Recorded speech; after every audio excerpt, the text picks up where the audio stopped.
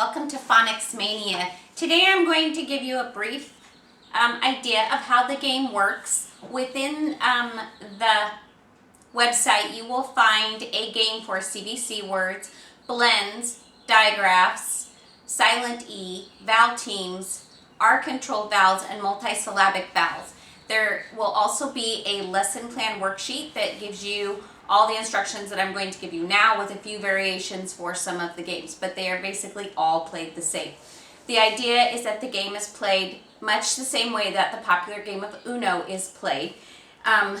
Every child gets 5 cards, and when I first start playing the game with the kids, I have them take their 5 cards and lay them out in front of them on the table.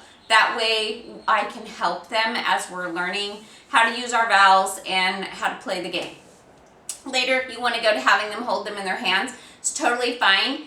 It just makes the game go a little slower, especially in the beginning. So I suggest starting out with the front. Everyone's so worried about playing their card, they really don't pay that much attention to their friends anyway.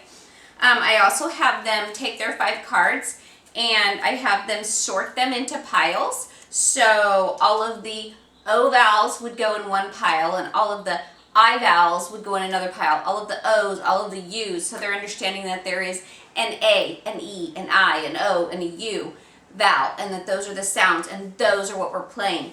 So on the card, you will see that the word is red, and the word is black, the vowel is red. So the vowel is what we're concentrating on.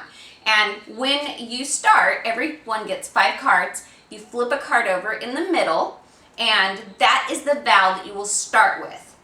All of the other cards go in a pile next to it. That is your draw pile.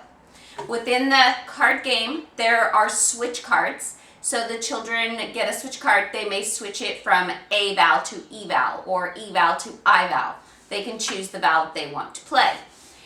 They can play a reverse card and reverse the direction that the game is going. They can play a skip card and skip the next person whose turn it is. Those are the cards. Those are the rules. That's how I lay it out. So just a quick of how it's played. I have my E's in a pile, my O's in a pile, my I's in a pile. That's all I have. My friend has the U's in a pile, A's in a pile, and E's in a pile.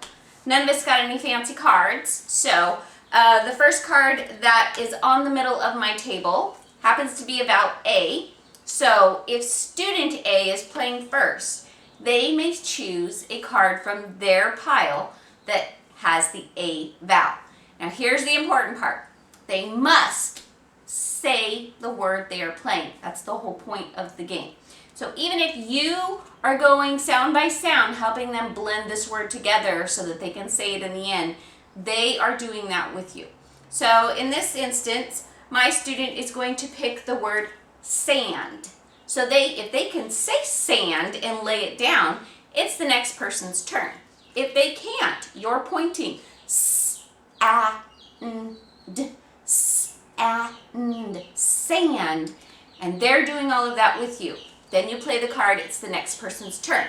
Now, if that person doesn't have an A, they draw a card from the draw pile, and it's the next person's turn. First person to run out of their 5 cards is the winner of the game. I've been playing this game for 12 years, and my students absolutely love it. They never get bored with it. We do it at least once or twice a week. Sometimes it's a center and they do it every day. And I can easily switch that if I'm grouping my kids by ability, so that one group is playing CVC, one group is playing R-controlled vowels, and one group is playing letter sounds and names, which by the way is another card set that you will have. So you have letter sounds, CVC sounds, blends, digraphs, silent E, vowel teams, R-controlled vowels, and multisyllabic.